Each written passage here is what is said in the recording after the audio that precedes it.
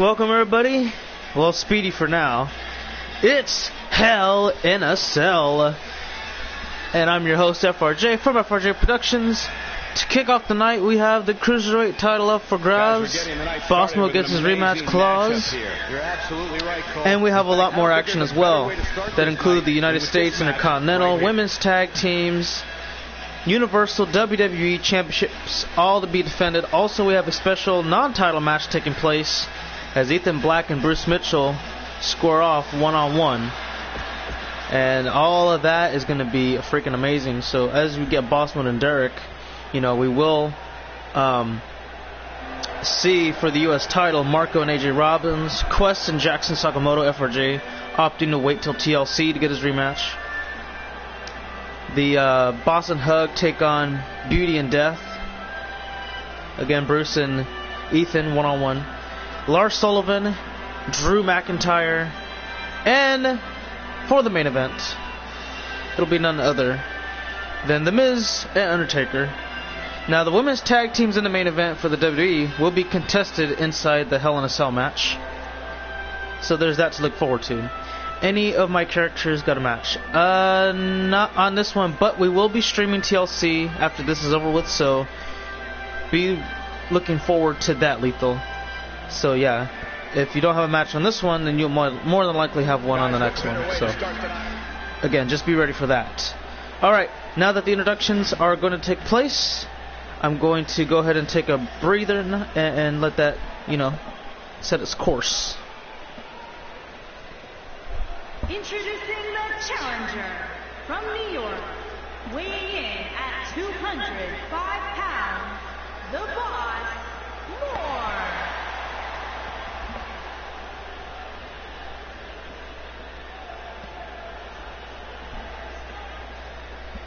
Introducing the champion from Chicago, weighing in at 205 pounds, he is the WWE Cruiserweight Champion, Derek. Yeah, a little early, but I'll tell you what, man, these two right here put on a good match at SummerSlam. Derek actually ended the historic championship reign of Boss Mode, and he ended it at 400 days. Can you believe that? Being a champion for 400 consecutive days? Not only that, but being the longest reigned Cruiserweight champion in history. Boss Mode already has the most victories as Cruiserweight champion. He's looking for his 6th tonight. What up, Jags? I know you're a little happy about last night. Mr. Gardner Minshew II had a very good, impressive showing against Tennessee. And he shocked a lot of people. A lot of individuals refer to him as Uncle Rico. And it's because of I think it's because of the mustache. Nah, he does resemble a bit. But yeah, I watched a little bit of the game. I was a little bit upset because I have Derrick Henry on a lot of my fantasy teams, and he did terrible. He only had like 5 points throughout the game. He had like a bunch of carries, 40-something yards, or 30-something yards, and I was just upset about that. But when I started watching it, he scored the only touchdown in the game, and he went from like 5 or 6 to 11 points. And for some reason, I do not know why, but Derrick Henry got benched for the rest of the game. And I didn't understand that because they had a legit chance in winning. However, they decided to put in Dion Lewis, and that kind of just ruined my chances. I think they benched him in the 4th quarter, and they still had a chance. You know, they were only down 10, and they were doing fairly okay in the beginning, and then next, you know, they got sack. Welcome to Saxonville. They're back, apparently. And I didn't realize it, but they had 9 sacks in that game. Not 9 on the year, but 9 in one game. That's last night. That was insane. But yeah, man, I was like, okay, it is what it is. Can't do nothing about it. So now I think it's Tennessee and Jacksonville. They improve. Well, Jacksonville improves to 1-2. But the Titans, they fail to 1-2 because they actually had a decent record before that game went in there. Uh-oh. Triangle choke locked in. Boss Mode looking to win his 6th Cruiserweight Championship. Can he make him tap out? He cannot. I still think the Texans are going to win that division. But if Jacksonville keeps it close until Nick Foles comes back, then they're solid. They might have a run at the Super Bowl and could probably take down Tom Brady, but who knows. Maybe I'm just living off of the Philadelphia Eagles nostalgia run they had in like 2017. Nick Foles was the man. So we'll see. I think my homeboy is actually the toughest guy to beat in the AFC. Well, the Patriots are pretty good right now. They got Josh Gordon, Julian Edelman. They don't need a damn tight end. They got Tom Brady, Sonny Michael. Those guys are insane. And I do think we are going to be 9-3. No Big Ben, no problem. Diving elbow right to the heart, and Derek could actually put this match away. But he's waiting to hit him with the moonsault. Or yes, never mind, not the moonsault. The diving senton off the springboard. Here's the cover, and to retain. Will it be enough? Not quite. But yeah, I'm very confident for this Sunday because again, Big Ben is out. They got, I don't know who's their backup, but I know a lot of the. Oh, hold on, wait a second. He's got him up, and the Golden Driver could be enough here for sure. Still champion. Derek is your winner, and we have a new era for the Cruiserweight title, everybody. It's that man right there who is the current title holder. What a win for that youngster. Again, winning his first title at SummerSlam, being the Cruiserweight Championship. And next thing you know, he's proven to take down the former champion and letting everybody know that it was not a fluke and he is legit. Impressive, very impressive. But we're going to go ahead. Go ahead and hold on. So our next matchup is going to be for the U.S. title. AJ Robbins, Marco up next, and while we wait for that, I'm going to talk about the Niners because I'm very excited about them this year. Jimmy Garoppolo is playing okay. He's doing like the first game. It was like, okay, I'm a little worried. Second game, it's like, okay. The only thing I'm worried about is his poor decision making and throwing into traffic. When he should just throw the ball away, but he's throwing into coverage and easy picks. Well, I got my phone here, so I'll read the other comments that I'm missing out on. But so far, the way they're playing, the run game's good. The receiver, we need a number one receiver, but I mean, it's okay. I think George Kittle will do really solid this Sunday. Jimmy Garoppolo will probably, I don't know if he's going to throw for that many yards again. I don't know if he throw for more. He might throw for 250 or something like that, but we'll find out. And the defense has woed me, so I'm excited to see how they play, especially, again, the Steelers do not have Antonio Brown no more. He went to Oakland, and then he got released before week 1 and went to New England, so that doesn't matter. He's not in Pittsburgh anymore. We don't have to worry about a receiver from them. Their running back, he went to New York, play for the Jets. James Conner is good. Juju Smith-Schuster is good, but James Conner ain't no Le'Veon Bell. Juju ain't no Antonio. So if we take him away, I mean, there ain't nothing we got to worry about. Plain and simple. As far as the run game goes, come on, man. Like, okay, look. No disrespect to Connor, but again, like, we've been taking down a lot of good running backs. I mean, Joe Mixon, maybe not the best one. Who was the first team we played this year? Barber? Okay, you know what? He might be the first legit running back. If we take him down, okay, not legit, but he's actually above average. He's pretty good. So if we can shut him down, then I'm confident we can take down an advanced runner deep in the season. I don't know about Todd Gurley type of deep, but we can actually, not make him run for 200 yards and 5 touchdowns. You know what I mean? It's sad for Laker fans to beg for Melo to be signed. Yeah, Melo is. Well, I mean, I don't know if he's good, but I mean, he was good. So I don't know. Fournette was terrible, but he had a nice run later on.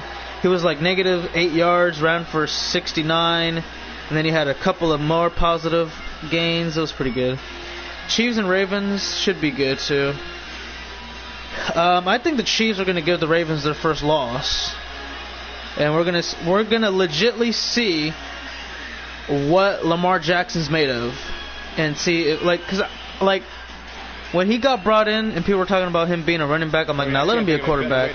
But I'm not gonna lie to you, I've been making fun of him last year though because everybody else was making fun of him. But in all seriousness though, I'm like, you know what?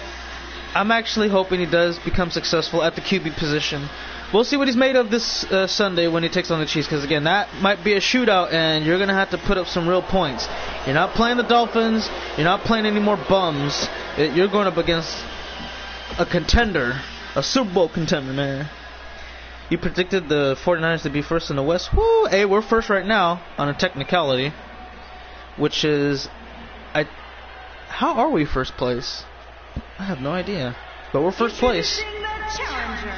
From Sacramento, California, weighing in at 225 pounds, Marco! Yeah, man, I don't know how we're first, but we're first place and I'm going to enjoy it. Probably because of the points we've put on the board. From Sacramento, California, weighing in at 265 pounds, he is the United States champion, AJ Robbins. We're gonna see what we're really made of come around like week 5 and 6, because the Browns and the Rams are coming down. But yeah, I'm excited regardless, man. I think we're gonna have a good season, especially right now. We're gonna off to 3-0. Okay, it's not guaranteed, but I'm pretty sure we're gonna start off 3-0. And if we get off to that 3-0 start, man, oh man, we're gonna have a freaking season, baby. There it is, United States title up for grabs, and Marco, former 3-time Intercontinental Champion, taking on former WWE and current reigning defending 2-time U.S. Champion AJ Robbins. Here we go. Match is now officially underway. Robbins wasting no time whatsoever. He's bringing the fight to Marco. Again, Marco has held the Intercontinental title 3 times. It's not the United States title, but damn it, it is just as prestigious as the United States. And as you know, I'm trying to remember what titles we've said before are the top 5 prestigious. I know number 1 is the WWE. 2 would probably be, hold on, wait. Let's get going. 2 would be the Intercontinental. 3 United States. 4 the Cruiserweight. And then since the ECW is no longer along with us, now we need to figure out what the number 5 is. Yeah, because we don't really have a 5th prestigious championship anymore. And I mean, yeah, it's crazy. I'm not going to put the Universal because it hasn't been out long enough to be considered prestigious throughout all of pro wrestling. So, yeah. Well, I'm glad you didn't have school either, man. You can get some rest. Marco with the nice nothing really. AJ Robbins bringing it in, man. Setting him up onto the top turnbuckle. Uh-oh, he might be setting him up for a potential muscle buster. He does hit all of it, too. Will that be enough? He's gonna wait a little bit. Picking him up with his foot. That is strength. Spinning back heel kick. Caught him on the chin. And, oh, wow. Disrespect to the challenger. Marco getting outside the ring, trying to hang on to the ropes here. Oh, and he got shoulder blocked. Speared outside. You can call that a shoulder block. You call that a spear. It looked like more of a spear, actually, because of the way he went in between the first and second rope. Excuse me. But yeah, man, I'm excited for the season a little bit, and I'll be really more excited if we, end up winning. And there's the Omega Driver. That could be the settling factor in this match, but AJ Robbins decides not to pin him for some reason, and he got caught with an elbow on the forehead.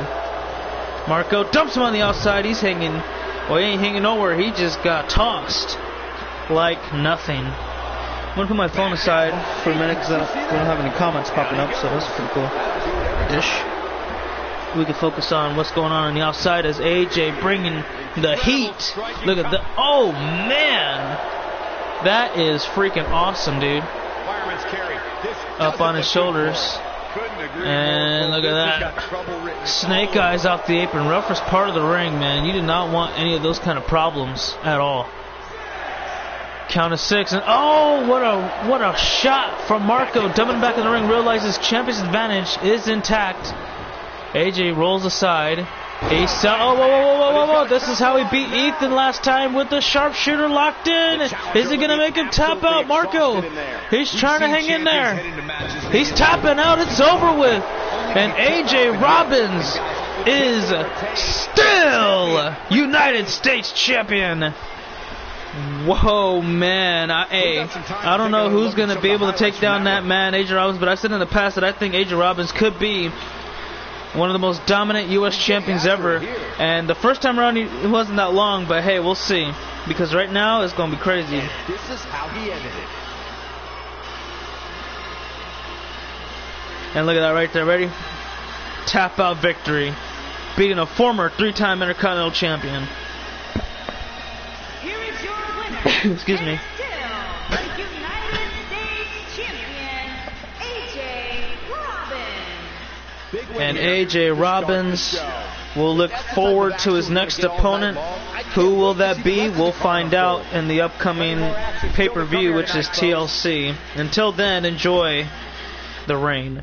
Because up next we do have the Intercontinental title on the line. Now we do know for sure whoever wins this match will be going to TLC, will be taking on FRJ. Who will be champion? We'll find out. Jackson Sakamoto Quest up next. Let's see how that goes. Next up we have the Broncos, the Panthers, the Saints, the Bengals, and the Jets. Honestly, let me see. You're what, 1 and 2? So that's how many teams? 1, 2, 3, 4, 5. Oh, yeah. So I mean, yeah, I can. Yeah, that is true. You guys can go on a 6-game win streak. But like, if I were to, because like, first of all, the Saints don't have Drew Brees. The Panthers, they might not have Cam Newton for that game. Even if he did, I don't know. But the Broncos, the Bengals, the Jets. The Intercontinental Championship. I think, like, believe it or not, the only teams that would give you guys a struggle would be probably the Bengals and Broncos. But that's about it. Unless Drew Brees came back, unless Cam Newton came back, unless Sam Darnold came back, I don't see the Panthers, the Saints, or the Jets beating y'all. But the Broncos, they didn't really lose anybody. Bengals are playing solid right now. For an 0-2 team like the Bengals, for an 0-2 team like the Broncos, they're actually playing surprisingly well. So those would be the only two teams I would say that would give the Jaguars a rough shot. But well, I mean, yeah, maybe the Saints would take Bridgewater, but he hasn't started in a game for a very long time. So by then he might actually put up a shot, but I don't know. And we'll see what happens, man. I'm pretty sure that Teddy Bridgewater, he ain't the pocket passer Drew is, so yeah.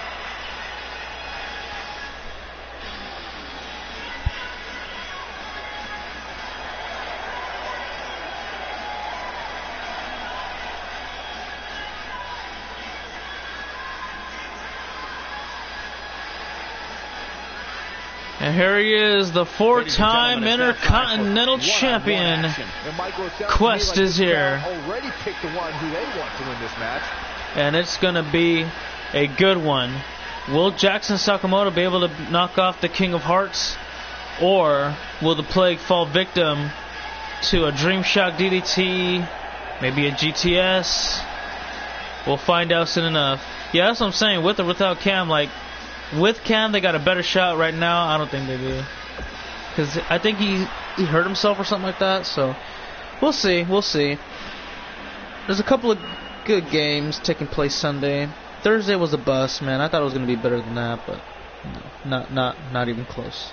Introducing the challenger from Tokyo, Japan, weighing in at 205 pounds, Jackson Sakamoto.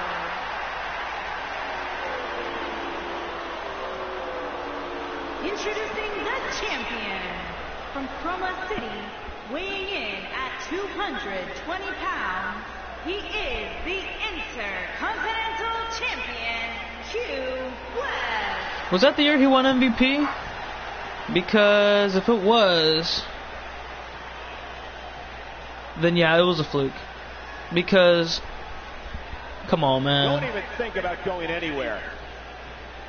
Those numbers, they didn't add up to 3 letters of MVP, but hey. What do I know? Alright, champion, challenger are ready to go. And that's what they're fighting for, everybody. The Intercontinental Championship. Alright, and... okay. Here we go. This is our third contest in the Hell in a Cell pay-per-view. As you've already seen Derek fight or defend his Cruiserweight title. You already seen AJ Robbins defend his United States title. So far, we have not crowned a new champion. Will Quest be the first one to do such a thing, or will he successfully retain his first title defense with his fourth Intercontinental title reign? Will he be fighting FRJ at TLC for the Intercontinental title? Nice kick to the gut, and oh, wow! What a maneuver from the Plague. And these two look damn near mirror-like. Same hairdo, same kind of interesting clothing. I mean, just look at it from like head to toe, right? Hair, check. Arms, check. Pants, check. The only thing that's off with these two are the boots. One's got laces, one's got kick pads. And I would say probably that's about it. Like these in the facial hair, besides the hair, like, well, I guess that adds to hair when I say hair, facial hair and head hair, all that stuff. But anyways, I mean, yeah, they did just, they were not similar, but they got the same kind of creative clothing that they would put on to their gear, or designs they would put on their gear, excuse me. And now Jackson fights back, running. Oh, he got caught. And double stomp to the gut. Quest wasting no time to bring him back. You know, people are in school, yes. And you know, I'm going to stream. I don't think they're... okay, so... with kick pads, they're not heavy, but they can slide off. They can slide off. And they're not fun, because when they start to slide off, they can kind of get in the way. But I think I don't know, some can probably be heavy. Some might be, I'm not going to lie to you, man. I don't really know too much about kick pads, but they could. Look at Quest going high flying. And he's going to dive. Oh, nobody home. Jackson rolls out the way, hops to his feet like a jackrabbit. And now he's going for a submission, looking to win the Intercontinental title for the first time in his career. And he doesn't make it happen. You know, Jackson has been United States champion in the past. And ECW. That's about it, though. Nice DDT kip up. It's going pretty good, DJ. Thanks for asking. And yours? Jackson setting up Quest for, I don't know, but he stuns him against the ropes. And he launches him halfway across the ring. Sakamoto with the lateral press, looking to win it, and not even a one count. Up to his feet, nice overhand. Up on his shoulders. Fireman's carry, looking for a, oh, what the hell? Oh my God, no. Power bomb on the concrete. Jackson Sakamoto doesn't care about the cost. He wants to win the Intercontinental Championship no matter what. Off the apron, man.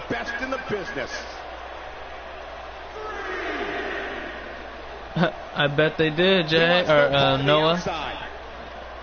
And now what is Sakamoto? Oh, right off the apron again, chest first. And a knee strike to the temple.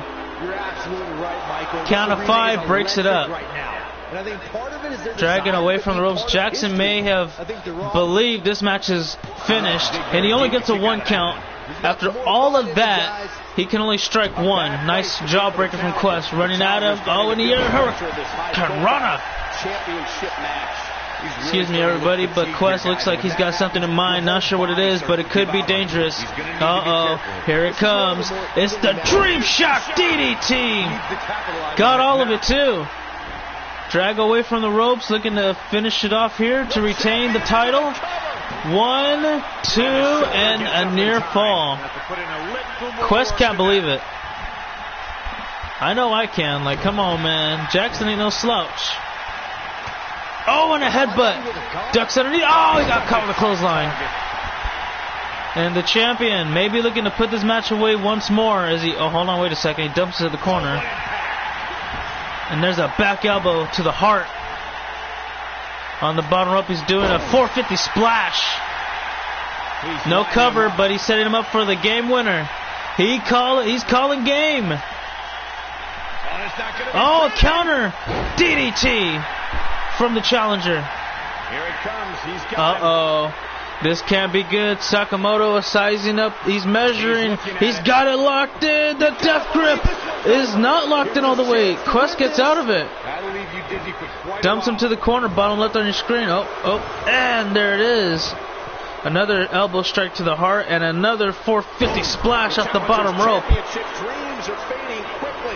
He might just have nothing left to give, guys. I'm not sure he has much left. Not sure what that's about, but Quest setting him up one more time. Oh, no, he's not. He's going for something else. He's got him up. Several different ways this can end.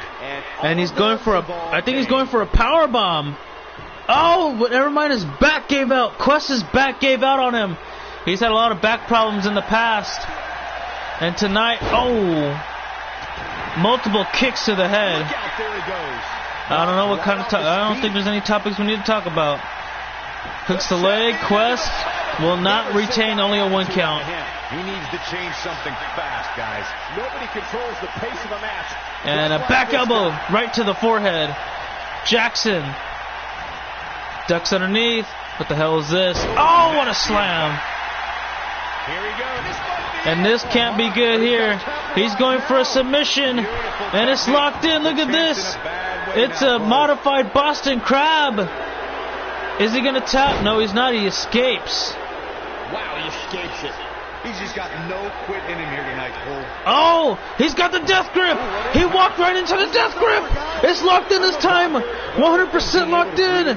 Quest, he's trying to hang on. It's over with.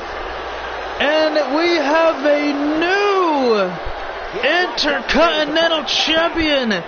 Jackson Sakamoto's very first Intercontinental title reign.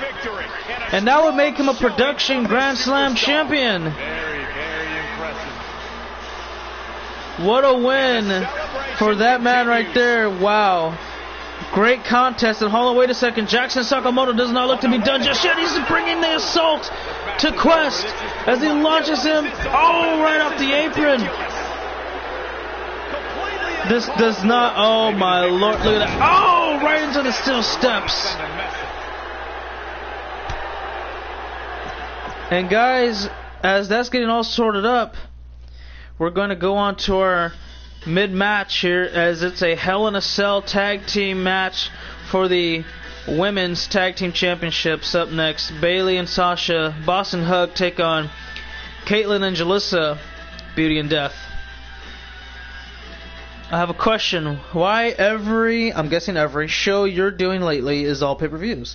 Well, I've said it before, but since you probably missed out on the episode or the show that I did talking about it, the reason why we're doing so many pay-per-views is because we only got about 4 weeks now, a month? We got about a little over a month before WWE 2K20 comes out, and we want to do one more WrestleMania before we get there. So we're doing a couple of pay-per-views. We're doing months worth of pay-per-views that we potentially missed out on since we took a month off. But yeah, we're trying to speed up, and we're trying to get to one more WrestleMania before 2K20 comes out, so that way we'll be good to go. So once we're done with WrestleMania, depending on how much time we have, we may do the King of the Ring and the Dusty Rhodes Classic. That's the goal. Our goal is to do WrestleMania, Dusty Rhodes, and King of the Ring tournaments. And then when 2K20 comes out, we start all fresh again. Sit down, Byron. Don't touch me. So that's pretty much the reason why. So we may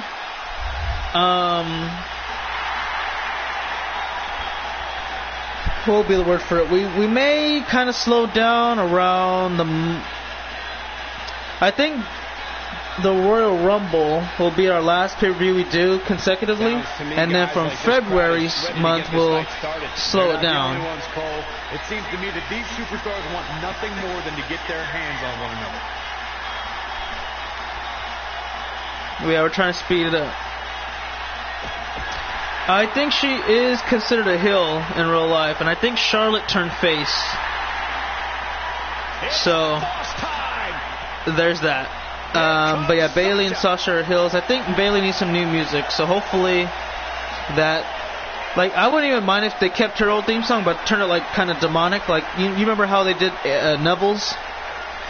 It was like, oh no, I can maybe hum it for you. So he was like, dun dun dun dun dun dun dun dun dun dun dun dun. It was like upbeat and fast, you know. Then it went dun dun dun dun dun dun dun dun dun dun dun dun dun.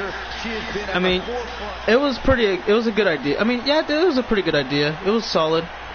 So I think if they did the same thing with Bayley's, it could be. Well, you would obviously take out probably the singing. Yes, we were gonna do the next ROH the first ROH pay-per-view we do is it's going to be Global Wars, and it's gonna be in the month of November, and that's Survivor Series. So our next pay-per-view is TLC, but when we come back again, I'm not sure if it'll be tomorrow or whenever, but the next time we stream again, we'll finally have an ROH pay-per-view, if I'm not mistaken, which will be Global Wars, and then we also have a TakeOver, and then we got Survivor Series. So all that's going to be fun. And then you got December, and then you got January. I mean, we're getting so close. It's so exciting. And yeah, I'm stoked. Bayley and Sasha Banks.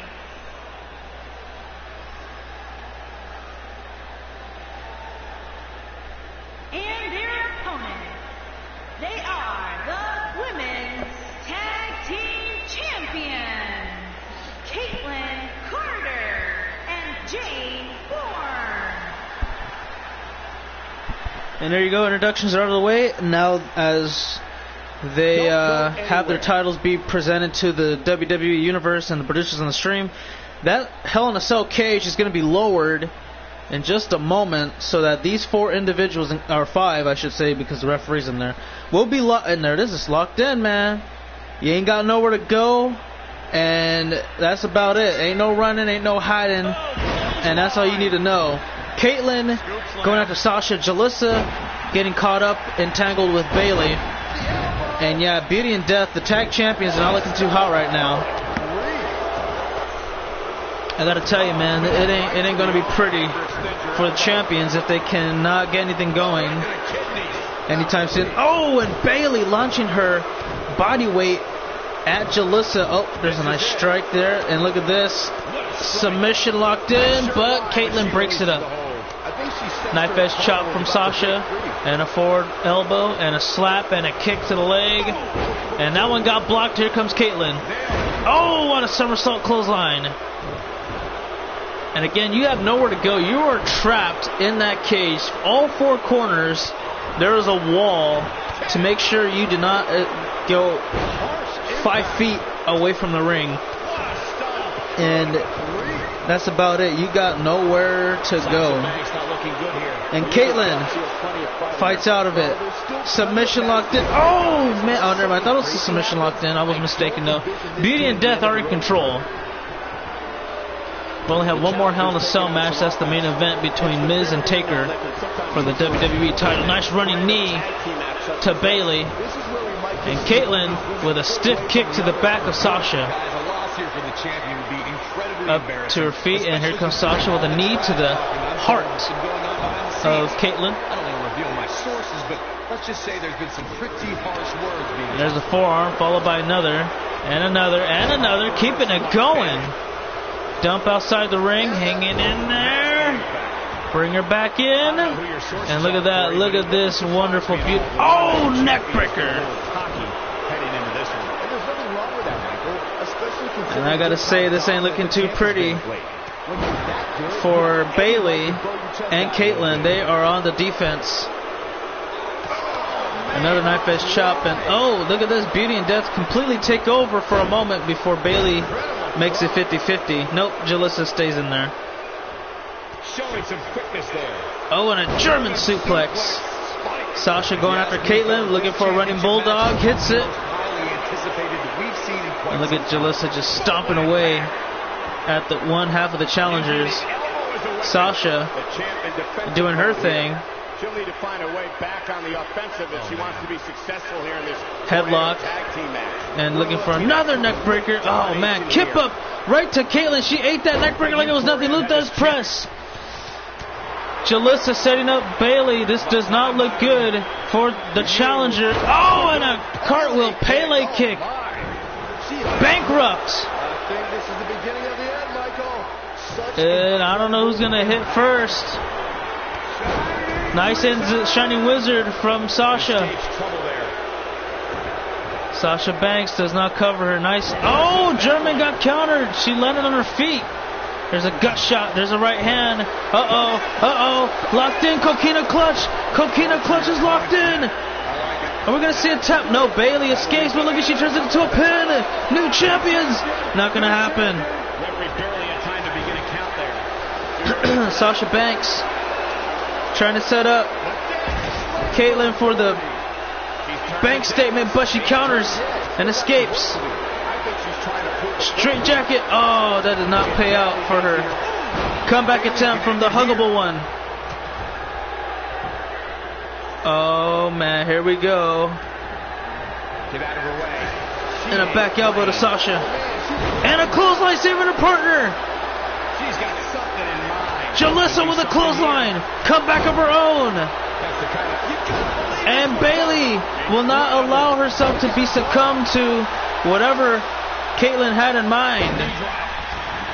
And again, you don't got much leeway out of the ring. One, and Jalissa saves her partner. And it doesn't look too good. Bailey setting her up. Caitlyn may be going for a ride. Here it comes. Bailey to belly. That could be enough here for the win. New child. Jalissa again. Eyes in the back of her. Did a 180 and broke with the pin. Teardrop suplex. And Sasha looking for another bankrupt. Oh, wait a second. There's a cover and Jalissa saves it. She's got to go after Bailey. Sasha. She has to go after Sasha. Or she's going to have to go after Bailey. One of the two, man. She's wasting very, very critical time here. And Caitlyn gets her up. Look at this. Torture rack like move. Oh, it's a Death Valley driver. Reverse, I think. And here's a comeback from Caitlyn. Multiple clotheslines. Ducks out the... Oh, rolls her up. Rolling kick. Stuns her to the corner. And Caitlyn with an override. Oh, man. Back elbow does not hit. Bank statement is locked in. Submission. Ropes do not matter in this contest, everybody. Will we see a submission victory? We will not. Sasha lets her go, but she might pin her. She might have passed out, or not. This is dangerous right here. Shoves her away. And oh, what a clothesline. Bailey looking for that diving elbow drop. Can she hit it? She does. Right to the heart of Bourne. Bailey and Sasha for the win. New champions. It's not over yet. Sasha was just making sure Caitlyn stayed out the way. Nice edge-o-matic there from Sasha. Dumps Jalissa back inside Bailey. She's got to get something going, or Caitlyn needs to get something going, or Jalissa. Sasha does, though. A couple of clotheslines. Oh. And Caitlyn taking a breather. Now it's all Jalissa. This match has turned into a handicap. Or take it back. Bailey just keeping it one-on-one. Dumps her to the corner. Charging full steam ahead. And a monkey flip. And Bailey gets Jalissa up. Dumps her to the corner. That's how our last match concluded. It was down to Jalissa and Bailey. Sidewalk slam. And she's setting her up. She's calling for a big move underway. Can she lock it in? And she does. Coquina clutch is cinched. Will we see a tap out? Bayley trying to hang on. Sasha can't save her. Bayley hanging on for dear life. And it's not over. Jalissa made her pass out, though. I would pin her if I was Jalissa Bourne. But she doesn't. And Caitlyn, going right back after the boss. And look at this. She's going up. She's going in. Sharpshooter. Sharpshooter is locked in. Submission attempt, but Sasha escapes very easily. Oh, saving the matchup for her partner. I didn't realize she was in an armbar. And she got her in another armbar. Saving the match yet again. Caitlyn going after Bayley. And Jalissa going after Sasha.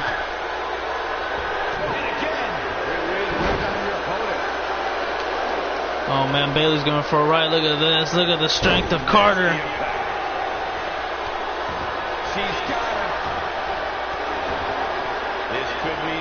Oh, what a discus clothesline from one half of the champions.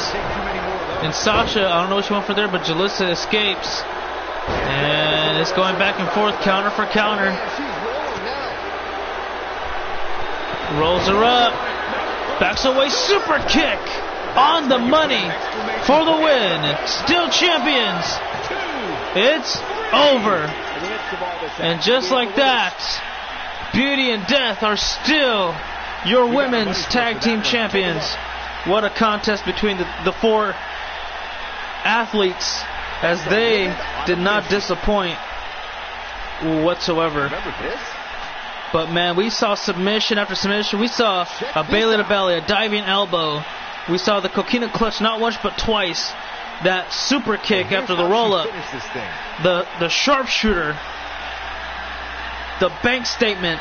The bankrupt. We saw so much. Here are your winners, and still the WWE Women's Tag Team, Caitlyn Carter and Jane Bourne. And there you have it. I don't know who's going to be able to defeat these two next, but hell, man, we're going to find out in the coming of, I don't know, maybe we'll never find out. Who knows? But up next, we do have a singles match, our only non-title matchup of the pay-per-view. Ethan Black, the hybrid, takes on the real deal, or the man of 1,000 holds, Bruce Mitchell.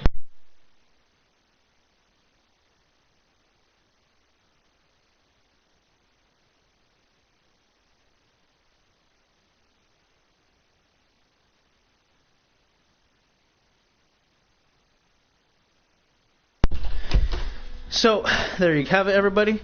And again, I think this is going to be the first time these two square off in a singles match at a pay-per-view, nonetheless. Yeah, this is going to be interesting. You know, Ethan Black has had a pretty good run, dating back to I'm trying to remember when it was, but it was sometime around this year. He ended up, or last Universe year, he ended up winning the Universal title, and then he went to the Rumble. And he lost it from a cash-in, but he won it back at the Chamber, and he lost it at Fastlane, and he lost his rematch at WrestleMania. Since then, he's had some wins and losses, but notably, his last championship match was for the United States. Singles action on its way, and it sounds like this arena is more than ready to kick this one off. So is social media, Michael. Yogi's Bell hasn't even run, and yet both these superstars are already trending. He ended up fighting AJ Robbins in what was it was the match people were talking about. They did not disappoint. That man's a 5-time world champion, former ECW tag champion, TV champion, one of the not even that many people were Triple Crown in ECW, but he was one of them. He's also been the Intercontinental and United States, and that's about it.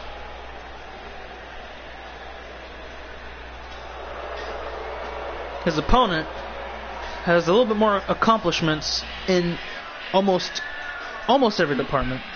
again, almost. Not really, though.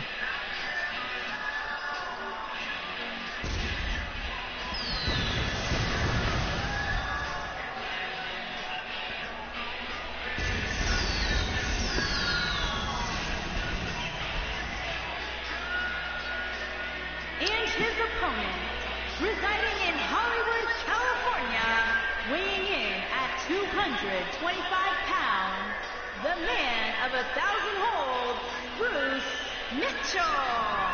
So the thing about this guy is the last title, well, that's the only thing they have in common right now is that they both have fought for the United States Championship, and that was their last title match they've had in the WWE. But the thing about with Bruce is he's got about 14 world title reigns, tied with Randy Orton. He's been a United States champion about 3 times. He's been Intercontinental champion, I think, twice. And Raw Tag champion a couple of times. SmackDown Live as well. Once. Raw Tag Team. I think it might have been once. I'm not too sure. The only time, oh no, I think it was twice, excuse me. So, yeah. He's done quite a bit. The one thing Bruce has talked about, though, he said he wants to be, okay, he said he wants to be a Royal Rumble match winner and a Money in the Bank winner as well before he retires. He competed for Money in the Bank and he fell short. He's competed in a lot of Royal Rumbles. The closest he ever came to was at number 30, and he just, again, fell short of winning the event. I don't know if he'll ever win a Royal Rumble. I don't know if he'll ever win a Money in the Bank contract, but if he does, then his dream would come true, and he could say, you know what, I did it. But hey, this is huge for these superstars. I don't know, man. Ethan Black with a nice super kick. Caught him off guard. Straight jacket German. Or I don't even think you call it a German. You just call it a straight jacket suplex. Drag away from the ropes, and Ethan may put this match away. Yeah, he is going to try to end it right now. Lateral press. And only a 1 count. Out there, Cole. Corey noted earlier just how big this is for these superstars. This is why they choose to get into this business. This is why they spend. And dumps him up. But look at that DDT! Plants him head first to the canvas. And now Bruce is bringing the pressure to his opponent. Oh, look at that. What the hell was that? The man of 1,000 holds can be also known as the man of 1,000 moves, pulling off something like that. To the corner he goes, and running knee to the heart as he was trapped against the corner. Nowhere to run for Ethan. And he answers back with his own knife edge. Multiple slaps, punches, kicks, strikes. Doesn't matter. He's bringing it all to you, man. Ethan fights back. And a nice leaping clothesline knocks Bruce off his feet. Drags away from the ropes, and now the hybrid will only get a 1 count after all of that they've done to each other. Not even close to getting anywhere to the finish line. But he's trying to silence the crowd for just 1 second. Swinging neck breaker. And yeah, I couldn't hear it that well because the crowd are just erupting with noise. Reverse figure 4 locked in. And is Bruce going to be able to escape the hold? He is trying to get that foot out of there. Yes, he does. He gets out of it. He's at another level right now. Ethan looks all roughed up right now. And hold on. Slams him right into the turnbuckle. All his power dumping Ethan. And yeah, Bruce is calling for Ethan's head. Dumps him to the corner. Nice counter. Flips him around. What's he going to do here? Flips him around. Back elbow right to the chin. Ethan gets him up. What a flatliner. And he pins him immediately. Only a 1. Ethan now taking a break. Not too sure if that's a good idea. You don't want to give your opponent too much time to breathe. Whoa, what the hell was that? I have no clue, but it only gets a 1 count. It's like Bruce just kind of made up a move on his own in the air. Flatliner! Caught him. And here we go. Nothing. Ethan, I don't know if he's going to... He doesn't look frustrated, so that's a good sign. He's getting the WWE Universe on their feet. He's trying to get them all riled up. Nice overhand. Nice jab from Bruce. What the hell? How did he? I don't understand that. Ethan dumps him outside. That can't be good. He's running full steam ahead. Oh, what a Superman plancha. On the outside, Ethan laying it all on the line, treating it as if this was a title match. And he's got him up. Oh, waist lift, backbreaker off the knee. And a discus knee strike. Out he goes. That was impressive, Cole. And this match has no implications. These two can win by a countout or DQ if they wanted to. Bruce though want to take this back outside the ring, turning this matchup into a brawl. Where is he taking him? Oh, off the steel steps. So I'm going to check my phone to see if we missed out on any comments. What up, Ross? Bruce's character did change a lot. There may be no coming back from this. That's a good. That might be. What up, Derek? But yeah, you could be right, Phoenix, about Bayley changing the title until someone comes up. She'll probably keep it. We'll have somebody make AEW in 2K20. Can he finish the job? Yeah, for real. He's looking incredible. He's a man among. So there you go. Nice bulldog from Bruce, and he's getting up Ethan to his feet. And wait a minute. Is he going for it? Yes, he is. The Mitchell recliner submission locked in. Can we see a tap out victory? He's trying to hang in there. The last time Ethan was put in submission, he did tap out. No, he releases and Bruce lets him go. He might pin him. Or not. Want to win? And Bruce going for the crossface, locked in, but it's not all the way locked in. Ethan able to get out of there. What up, Aaron? How are you? Nice right hand. Looking at Irish whip, rebound off the ropes, running knee. He didn't even really run into it. He just put his knee up and he ran into it himself. Nice kick out. What's it going to take from the man of 1,000 holds. And he's trying to silence the crowd, but they are too excited to be silenced, man. They are excited for this contest. And, oh, what a moonsault. Did you see the height on that? On his feet. Counter here. And he went for a code breaker, but Bruce got out of it. Nice clothesline. Picking him back up to his feet, but Ethan escapes. Ethan, what is he doing here? Tilt-a-whirl DDT. Bruce is getting out the ring. He needs to take a break. A 30-second timeout. There ain't no timeouts in wrestling, Ethan's trying to tell him. What up, Detu? Oh, and for whatever reason, Ethan decides to turn his back on Bruce Mitchell. Oh, and he dumps him on the other side. What in the hell? What strength from the real deal? What's going to happen now? Mr. Hollywood. Now in full control. Or the Anarchist, as he calls him. He calls himself a couple of nicknames. Right off the apron. And hold on, he's not done just yet. Knee to the temple. Count of 6. Bruce gets this one back inside the ring. And he's looking to keep it that way. Oh, and he's going for the Mitchell recliner again. Submission attempt locked in. And he gets to the ropes. Poor ring awareness from Bruce. But I think he's going for another crossface attempt.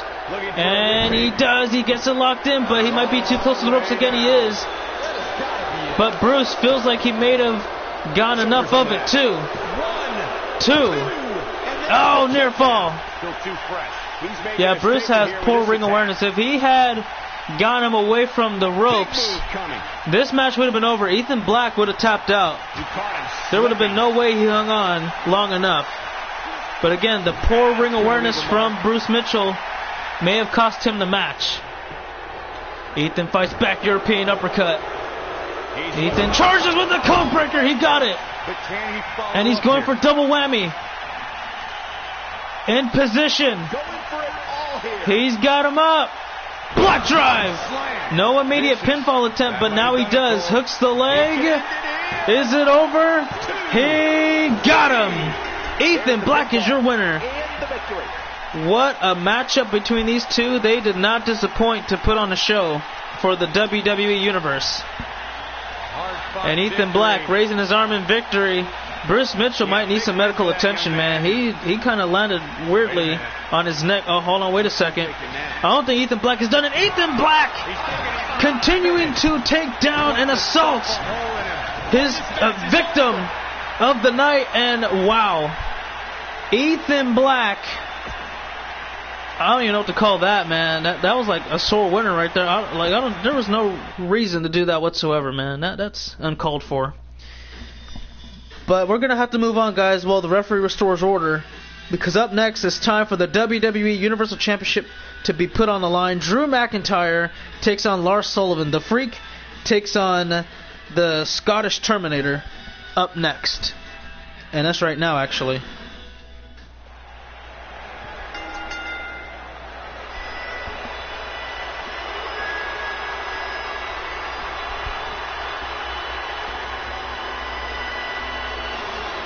Our first of two World Championship matches to take place right before our main event. This is the semi-main event, everybody. This man is a real force. Drew McIntyre.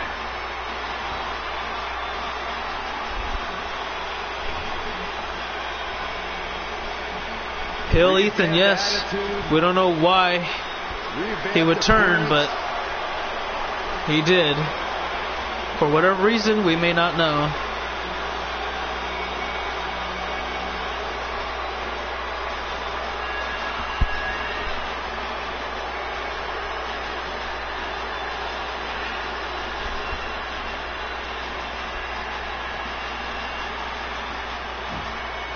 McIntyre's made it his mission to eliminate all the complacency in WWE. You know, Drew McIntyre, and there he is, guys. He may be the chosen one again. Former Intercontinental Champion, NXT Champion, WWE Champion on here. This guy is looking to be number one, but his opponent ain't no damn joke at all. Matter of fact, he's a freak. This man is frightening.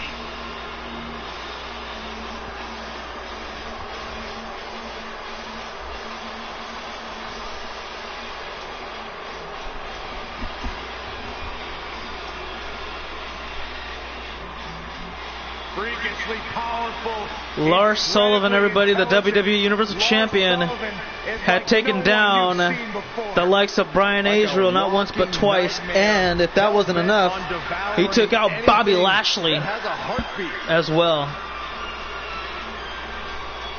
This man's like a walking nightmare, Michael. Dude, like that, I'm cool off that. Forget all that noise. Freakishly strong, incredibly agile. And here he is, man. Look, just He's not a human being. I refuse to believe it. Yeah, he's a fragment. Introductions are about to take place, everybody. Again, we have two world title matches back to back right now. The Universal will be contested. Drew McIntyre, Lars Sullivan, to be introduced in just a moment, right before our main event. Let's get ready, shall we? Introducing the challenger from Ayr, Scotland, weighing in at 254 pounds, Drew McIntyre.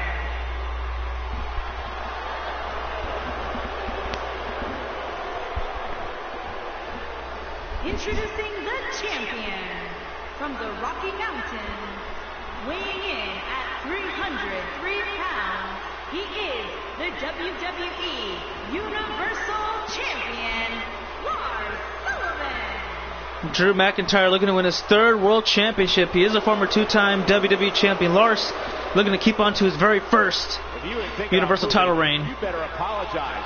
as this will be his second title defense against the Chosen One. And yeah, McIntyre says he knows that he's ready. He's good to go. And now for the Universal C, their title, the Universal Championship. The challenger, the champion.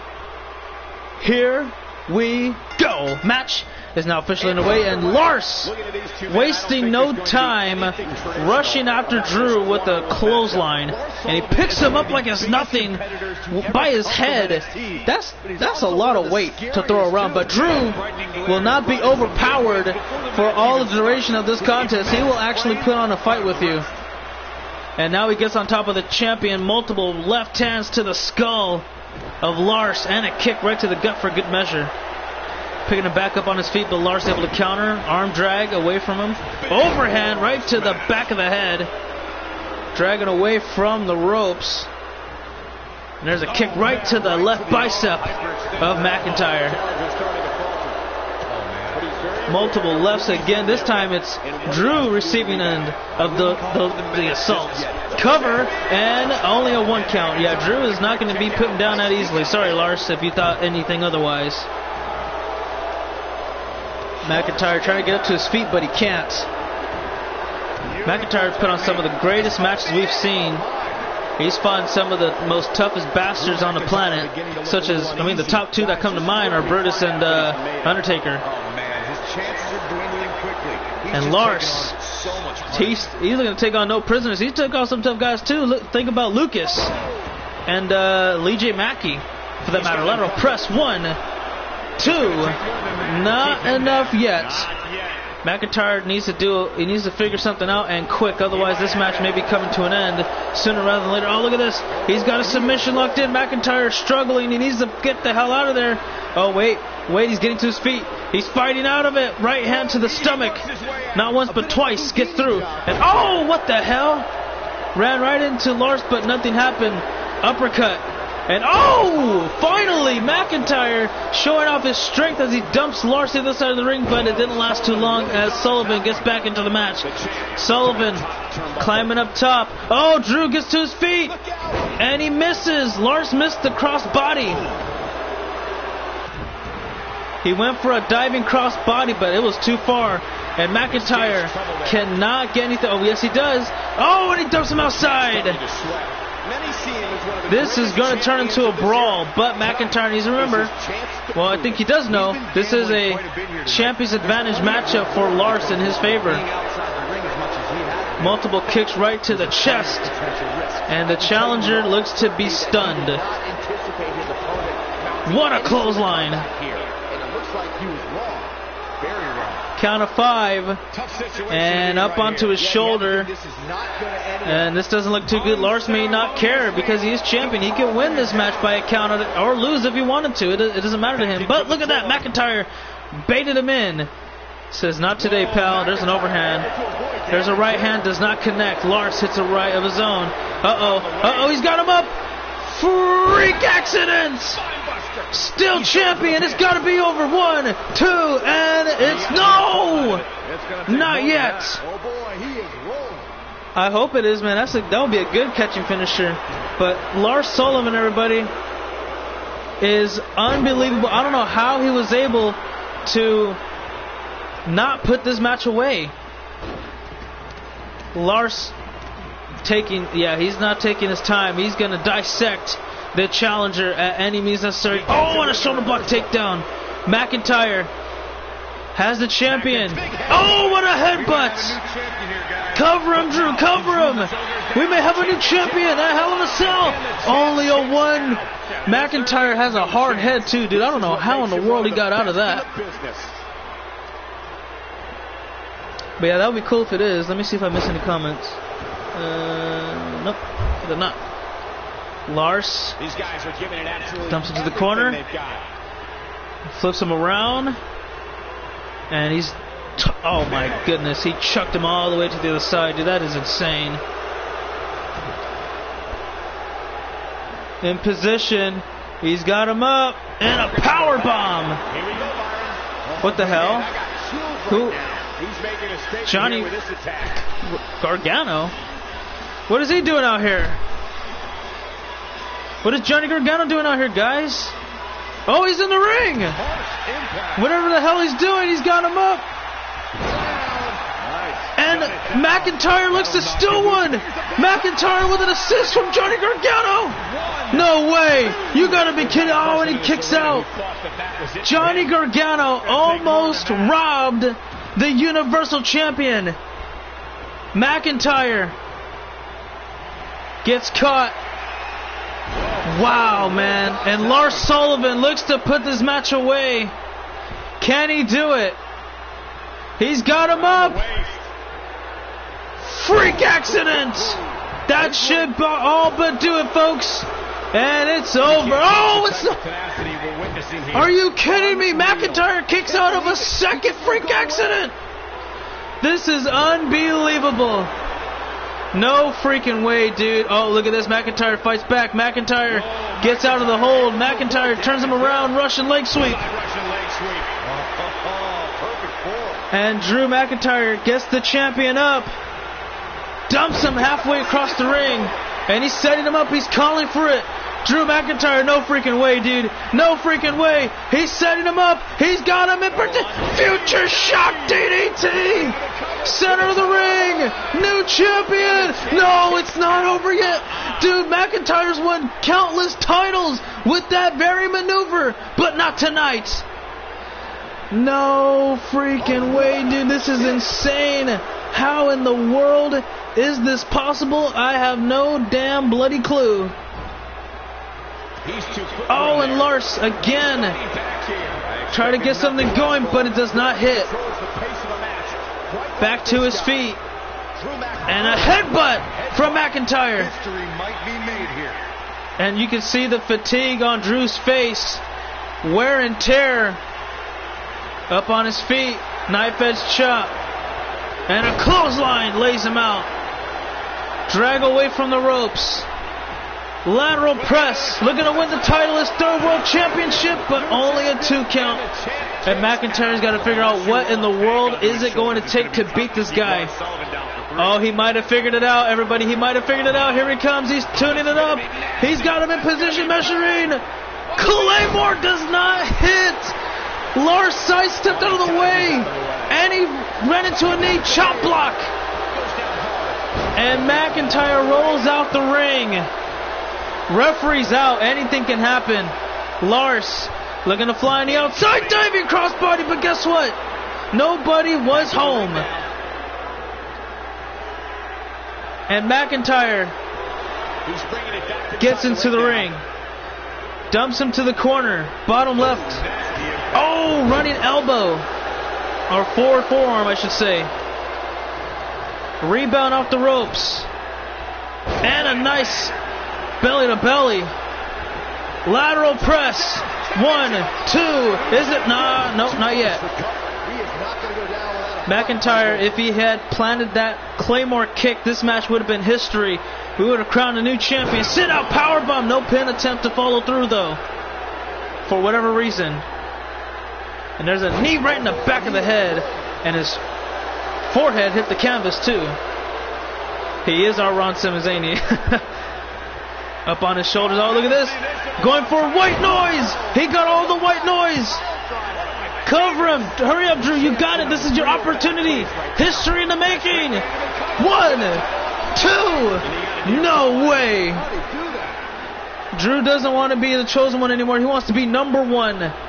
As Mauro Ranallo once said. And, oh, that just fights. He fight right out of that. And he's trying to get him for one more freak accident, but not quite yet. Oh, what a slam from Lars. Climbing to the top rope. He's looking for that diving. Oh, no, Drew. Get out of there, Drew. Get out the way, Drew. Why are you standing there? Oh, he caught him. That's a 300-plus-pound man up in the air. And for a suplex. Are you kidding me? Look at the strength of McIntyre. He's just doing, man. Oh, my Lord. This is crazy, dude. This is absolutely insane. And McIntyre is still not finished with Sullivan. But he might be now. He's setting him up. Sullivan's in trouble.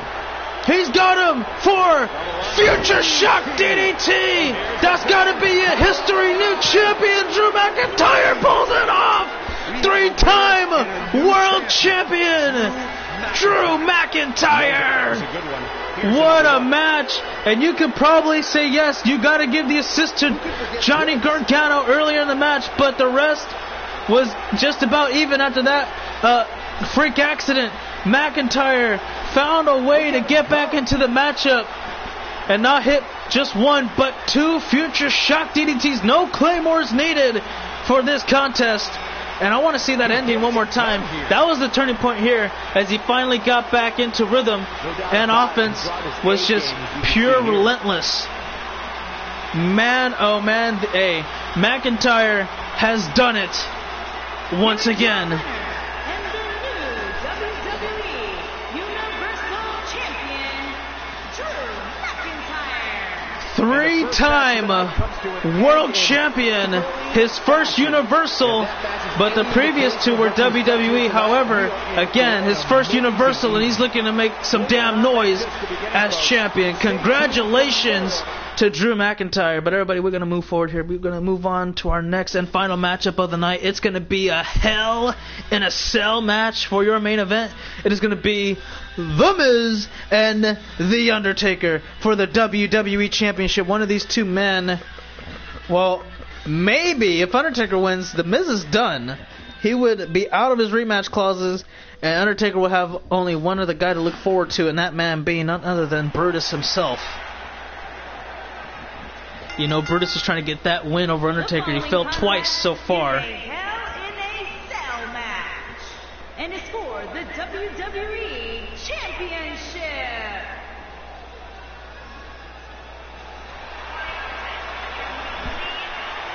But again, we're not going to be talking about Brutus tonight. We're going to be talking about these two, the A-lister and the Dead Man.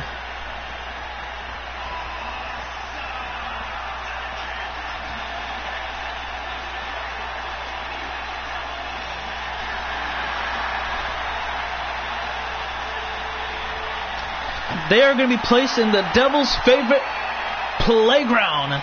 And, hey, man, the Phenom, he built hell brick by brick. So you know this is his type of structure to compete in.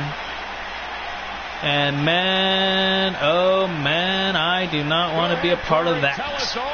Especially when the Undertaker's in that mix-up, man. No, I'm cool. I'm all right. I'm all right off that. From the B show to Z show, a star of stage, screen, reality television. Oh yeah, they're ready, man. We won't do all of Undertaker's because it's gonna take a while. But I'm gonna check my phone to see if we missed out on any comments. Let's see. Chant says hi. Lars or Drew, I'm coming for my title. A match Taker and Triple H made famous. Just asked Foley. Well, wouldn't Foley have made that more famous because he's the one that took the bumps? Like, I mean, think about it. Did Undertaker, like, do we talk about the Undertaker throwing off Mick Foley off the cage? No, we talk about Mick Foley going through an announce table on the top of the damn Hell in a Cell. Did we talk about Triple H putting through Foley off the cell? Hell no.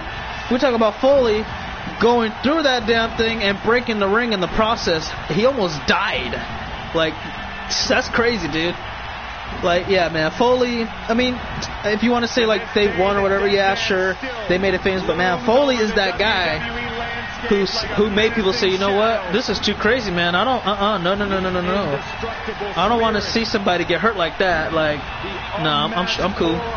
I mean, for entertainment purposes, yeah, but if you're the one getting put through it, no, hell no, like, nah, that ain't fun at all. Alright, let's get started with the introductions. Again, guys, it is the main event of Hell in a Cell, and it is for the WWE Championship right there. Look at that, man. Beautiful title. Introducing the challenger, residing in Hollywood, California, weighing in at 221 pounds, The Miz. And there he is, The Miz. Introducing the champion, from Death Valley, weighing in at 299 pounds, he is the WWE Champion, The Undertaker. Introductions out of the way, and it's time to lower that damn cell and let these two break loose. Again, you cannot go too far because that that cell maybe gives you 5 feet from the ring, so that's about it. Yeah, the only way you're getting out of that cage is if you get put through it. And I don't think The Miz would like to have any part of his body to have any chain links, tattoos on him whatsoever. Doesn't matter. Oh, and look at this. Undertaker charging at The Miz, full steam ahead. He is not... Man, this dude said, I'm coming after you, Miz. I'm going to embarrass you in front of everybody. You're not going to beat me in my own type of matchup. He's going for I thought he was going for Tombstone early on. That would have been crazy. Can we remake history? I hope. Hey, we might, unless 2K20 has something to say about that, because... 2K didn't really put too much thought into their cage matches up until this year. And look at this. Nice back suplex into the canvas. Undertaker is in control early on. But The Miz will fight back. Elbow right to the gut. And a clothesline does not take the big man down. Big Evil still up onto his feet. And there's a back elbow right to the head. Oh, look at this. Flatliner. Head first into the canvas. And now targeting that left arm. I say left arm because I didn't see a specific area, but I think he did get the wrist. So, yeah, man. That's what he's targeting so far. That'll be a good setup for the Hell's Gate or the Old School. And look at Undertaker again, targeting the ribs of The Miz. Lateral press cover. One and a kick out. To keep his shoulders down. Up to his feet he goes, and look at this, man. Undertaker, with a right. Gets caught by Miz, and down he goes. What up, Chance? How are you doing? And Tisha? You're just in time for the main event. Undertaker and Miz squaring off for the WWE Championship Hell in a Cell. Not quite. Hey, man, last time Miz won, so you never know. But, yeah, I think The Miz will win this time. I mean, not The Miz. I think The Undertaker will win this time. But the way The Miz is going, he might actually have a shot. And now he picks up the Phenom. Oh, there's a knee right to the stomach. And look at The Miz. Dumps him off the steel steps. And look at this, guys. Again, no DQ, no count out. Anything goes. The only way to win is to beat your opponent inside the ring. Maybe above the ring, too, as long as you're hovering over. But, yeah. Oh, wrap the apron. And right back into the ring we go. Yeah, I want to see that. Miz. Uh-oh. He's got him in position. DDT! Head first off the mat. He's got to cover him. Oh, he's not. He's going for perhaps the Skull Crusher finale. Oh, he went for the figure 4. And Undertaker got out of it. Oh, overhand. And got caught. Undertaker gets him up. Early on. Tombstone pile driver. Rest in peace, Miz. This match is over with. 2. And he kicked out. Undertaker can't believe it. He thought this match was over with. Out of nowhere, the Tombstone pile driver nearly paid dividends. And now he's making those multiple right hands to the head of Miz. And yeah, man, the A-lister does not look too good right about now. This would have been freaking funny if Undertaker put this match away that quick off of one Tombstone pile driver. Usually that's all you need, but maybe he wasn't beaten down enough.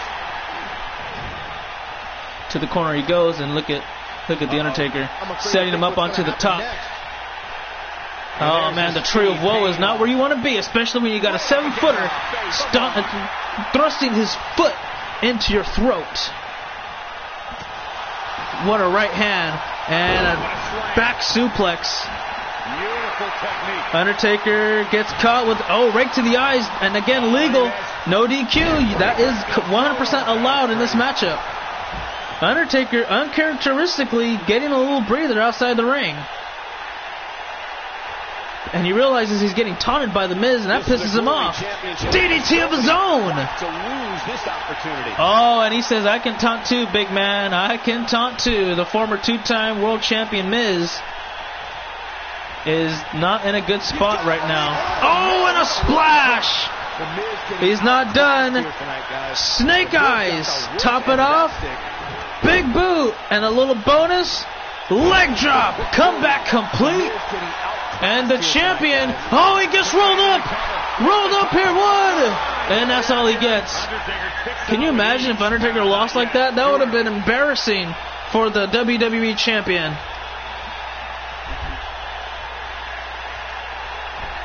And now the Undertaker will take this back inside the ring. He is not playing any damn games. That is the last thing. Oh, wait a minute. He's going to do a lateral press here. 1, 2, not quite. What's it going to take? He's still in this. There's a kick right to the back. And now look at these right hands onto the forehead of Miz. Oh, man. You know he's through playing around. The straps come down. And Miz fighting back. He gets dumped outside the ring. Well, Undertaker needs to bring him back in, which he does. Lateral press again, looking to end it all. 1, 2, and he nearly got him, but not quite. I thought for sure that was it. Oh, man, here we go. This ain't going to be pretty for Miz. He's got him up. And, oh, Miz fights out of it. Miz fights out of the tombstone. One more time. Miz fought out of the tombstone piledriver, and he hits him with a DDT. Is that going to be it? Do we have a new 3-time world champion, Miz? It's not over. And the Miz can't believe it. The A-lister, the awesome one, is setting him up for one big-time move. It's the skull-crushing finale. That's got to do it, folks.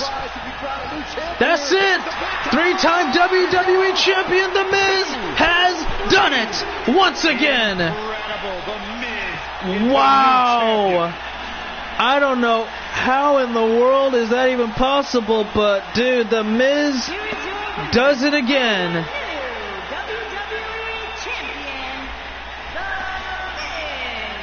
What a contest.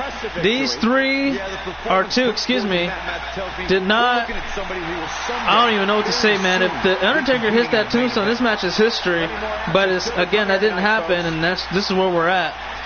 Alright, guys, I want to thank you all for watching, and the next time we come back, it's going to be, well, we're going to have another pay-per-view. And stay tuned for that. Until then, have a great one. That's it for now, so cut, and that's a wrap.